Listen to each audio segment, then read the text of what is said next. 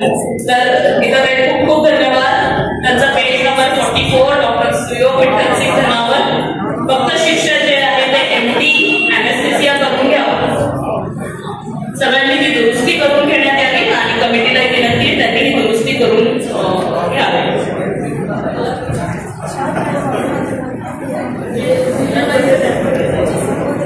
यानंतर मी बोलवत आहे लखन पदमसिंग जगधाळे. लखन पदमसिंग जगधाळे.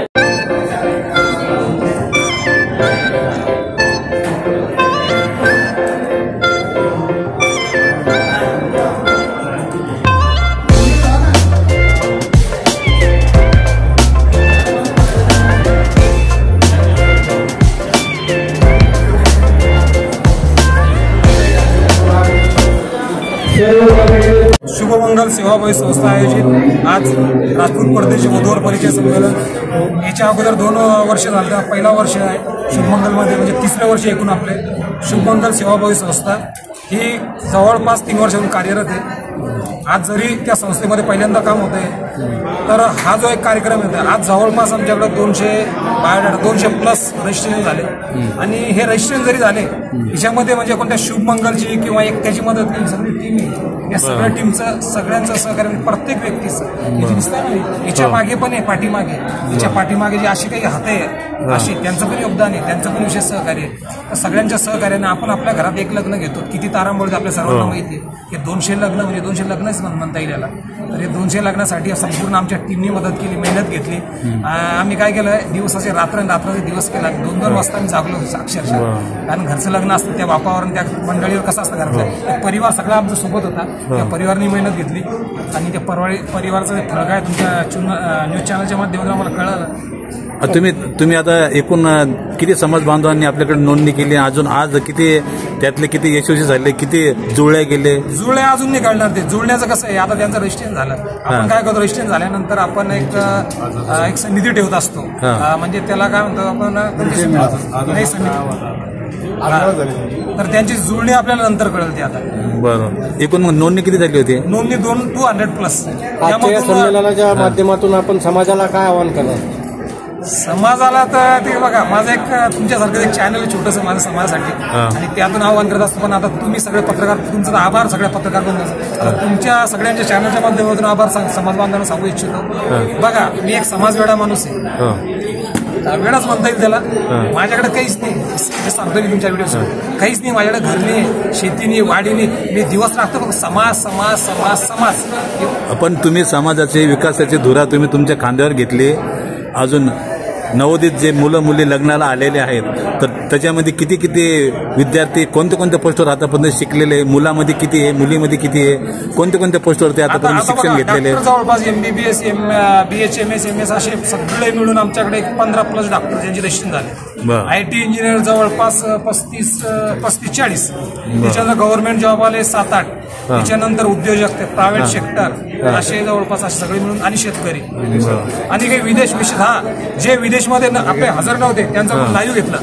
त्यांचे विदेशातून 1 कोटी पॅकेज, 2 कोटी पॅकेज, 1.5 कोटी पॅकेज बघितलं असं लाईव्ह मध्ये.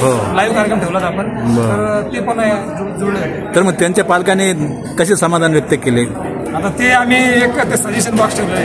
सजेशन बॉक्स मध्ये म्हणजे त्यांनी म्हणजे आम्हाला शब्दच नाही, त्यांनी शब्दाचे भार लिहिलेले त्यांनी. तुम्ही समाजासाठी झोकून दिलेलं आहे, समाज तुम्हाला त्या बदल्यात हे देतो का, रिटर्न देतो का? हो, 100%. विचारा नाही, समाजच हे म्हणजे समाजच यात आहे, हे समाजच. आज टोटल किती नोंदणी झाली? 200+, 200+. आज कोणकोणते प्रमुख पाहुणे? प्रमुख पाहुणे आपले विभागीय आयुक्त खुशालसिंग मोरवाळ साहेब, त्याच्यानंतर उपायुक्त, त्याच्यानंतर जे वैजापूरचे CEO भागवत भिगवत साहेब ते होते. त्याच्यानंतर डॉक्टर जीवन राजपूत होते. त्याच्यानंतर जे माजी आमदार आहे कन्नडचे उदयसिंग राजपूत ते होते. मुंबईचे ॲडव्होकेट आपले शांतीलाल राजपूत ते होते. असे सर्वच होते. सुदामसिंग परदेशी, म्हणजे नाव घेता येणार एवढे होते तुम्हाला. पोलीस आपले PI मॅडम पण होते सिटी चौकच्या, मारवाल मॅडम. एकूण समाजाचं तुमचं विवाह जुळण्याचं उद्दिष्ट किती आहे? आता 200 तर मलाच माझं उद्दिष्ट आहे जवळपास 50+ जुळायला पाहिजे याच्यामधून. तसं 100च आहे माझं. आणि हा हे 3 वधूवर झाले. 3 वधूवर मग तुम्ही सांगा काय जुळलं तर 3 वधूवर 120 आहे ना, 120च्या लग्न जुळलेले 3 वधूवर. सर आपल्या कार्यकारिणीमध्ये किती सदस्य आहेत? आमच्या कार्यकारिणीमध्ये हे जे सगळे सदस्य आमचे टोटल सांगा. मराठवाड्यातून किती लोक हे आले होते? मी तर म्हणतो ना तुम्हाला मधून आले होते. हा महाराष्ट्र बाहेरून आले, बाहेरून पण आले, महाराष्ट्राच्या बाहेरून पण आले, गुजरातचे आले, कोणी सुरतून आले, मध्य प्रदेश, विदर्भ आणि ते मी विदेशमधून ते बायोडाटा आले. ते म्हणजे कितवा वधूवर परिचय संमेलन मिळालं? तिसरा. राजपूत समाजामध्ये किती पोट जाती आहे? पोट जाती आमच्यामध्ये बघा, आमचा जो हा वधूवर संमेलन होता आमचा राजपूत परदेशी, राजपूत हिंदी भाषिक, राजपूत मराठी भाषिक हा ठिकाणचा मिळून. आता बाहेर गावून जे लोक आले, समजा तुम्ही म्हणता महाराष्ट्राच्या बाहेरून लोक आले, त्या लोकांची व्यवस्था आपण केली का? हो, सगळ्या टीमने केली होती व्यवस्था सगळी जेवणाची. सकाळी चहा, नाश्ता, ज्यांना उपास आहे उपासाचा साबुदाणापासून जेवणानंतर अजून चहा, सगळी व्यवस्था केली त्यांनी. ठीक आहे, ओके, थँक्यू. महिलाची घ्या मी भाग्यश्री राजपूत, शहर जिल्हा अध्यक्ष राष्ट्रवादी काँग्रेस पक्ष अजितदादांवर. आणि समाजासाठी मी सतत 25 वर्षापासून सतत काम करत असते. आमचे असेच वर्षभर समाजाचे भरपूर कार्यक्रम होत असतात. त्यातला हा एक महत्वाचा म्हणजे वधूवर परिचय मेळावा, जो ह्याचा 3रा वर्ष आहे. आणि आम्ही यशस्वीरित्या आतापर्यंत 120 लग्न जुळवले. आतापर्यंत आमचा अनुभव जो आलाय तो चांगलाच आला, म्हणून पुढेही आम्हाला चांगलाच अनुभव येईल. हे सगळं काम आम्ही टीम वर्कमध्ये करतो. सगळ्याला डिवायजेशन करतो.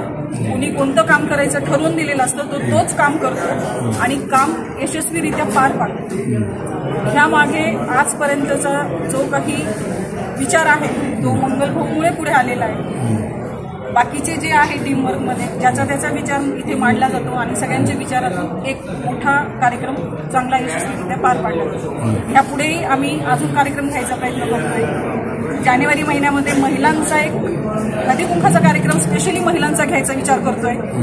असंच समाजामध्ये हा एक प्रबोधनाचाच कार्यक्रम आहे की जेणेकरून आतापर्यंत आमच्या समाजामध्ये प्रत्येक वधूवर मेळावे होतात, पण आमच्या समाजामध्ये वधूवर मेळाव्यासाठी महिला किंवा आमचे राजपूत पुढे येत नव्हते. पण हा एक त्यांना एक संदेश आहे की तुम्ही पुढे या, तुमच्या मुलांचे, पालकांचे. आणि काय होतं, आतापर्यंत मुलांचा विचार केला जात नव्हता की तुम्हाला कसं पाहिजे.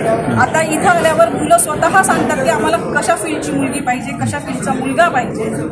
मुलीचे पालक नेहमी अपेक्षा करतात की माझ्या मुलीला सरकारी नवरा मिळावा. तर याबाबत तुमचं काय माहिती? तुम्ही मुलींना काय आवाहन करणार याबाबत? नाही, आतापर्यंत तुम्ही परिचयामध्ये होते नव्हते माहित नाही. मुलींनी असंही काही हे केली, मला समजून घेणारा पाहिजे, निर्व्यसनी पाहिजे. आणि कुठल्याही फील्डचा असला तरी चालतो, पण त्यांनी म्हणजे तो स्वतः जर नोकरी करणारा असेल तर मलाही नोकरी करू द्यावी हीच त्यांनी अपेक्षा ठेवली. बाकी कसलीही अपेक्षा ठेवली नाही. काही समाजामध्ये मला नवरा हा नोकरीवालाच पाहिजे, शेतकरी लागणार नाही. आपल्या समाजामध्ये अशी काही भावना उमटली का याच्यामध्ये? बहुतेक करून 50% म्हणलं ती बऱ्याच लोकांची हीच अपेक्षा असते. माझी मुलगी जर शिकलेली आहे, माझी मुलगी जर नोकरी करते, त्याला नोकरीवालाच अपेक्षित पाहिजे.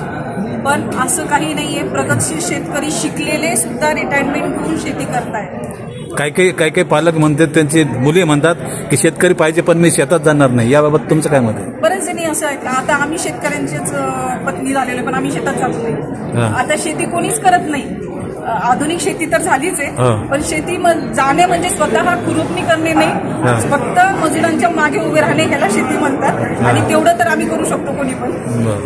या वधूवर परिचय मेळाव्याच्या निमित्ताने समाजामध्ये मुलींचं शिक्षणाचं प्रमाण वाढलं आहे का? भरपूर वाढलं म्हणजे प्रत्येक मुलगी स्वतःच्या पायावर उभी राहिलेली आज तरी ह्या वधूवर मेळावा. आणि ज्या मुलं बाहेर देशाला गेलेले किंवा मुली बाहेर देशाच्या मुली आल्या नाही आमच्याकडे, पण मुलं आले ज्यांचं पॅकेज 1 कोटीच्या वर आहे आणि त्यांना एक शेजवळ आणि घरगुती मुलगी पाहिजे ही त्यांची अपेक्षा आहे. म्हणजे तुम्ही विचार करू शकता, तो जर 1 कोटी 20 लाख पॅकेज घेतोय, पण त्याला मुलगी कशी पाहिजे, घर सांभाळणारी पाहिजे.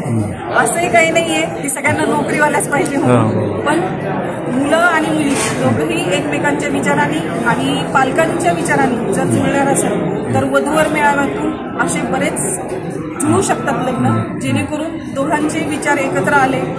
काय होतं, खूप जण नोकरीच्या ह्यामुळे बाहेर पडतात, समाजाशी निगडीत नसतात आणि ह्या कार्यक्रमामुळे ते समाजाशी निगडीत होतात, त्यांची ओळख होती आणि एकच उद्देश आहे की ह्यामध्ये समाजामध्ये त्यांची ओळख व्हावी आणि समाजालाही कळावं की आपले लोक बाहेर देशाला पण आहे, बाहेर राज्यात पण आहे, विदर्भात पण आहे आणि ते इथे येऊन परिचय देतात. म्हणजे त्यांनाही आपल्याकडनं अपेक्षा आहे की बुवा ह्या वधूवर हा चांगल्याच प्रकारे होतोय आणि हे चांगलेच लग्न जुळवल्या जातात. आम्ही सहसा करून जुळवण्याचाच प्रयत्न करतो. तुमच्या संस्थेच्या वतीने मुलावालीला मुलीवाल्याला त्यांचे एकमेकांचे संपर्क क्रमांक तुम्ही दिले का?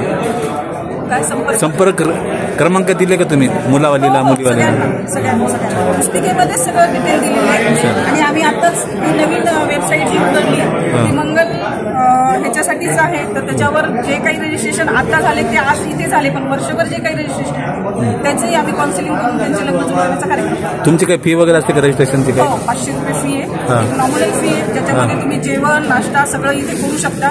एक पुस्तक छपाई बाकीचं सगळं टीमच करते, पण 500 रुपये रजिस्ट्रेशन फी अशी आहे.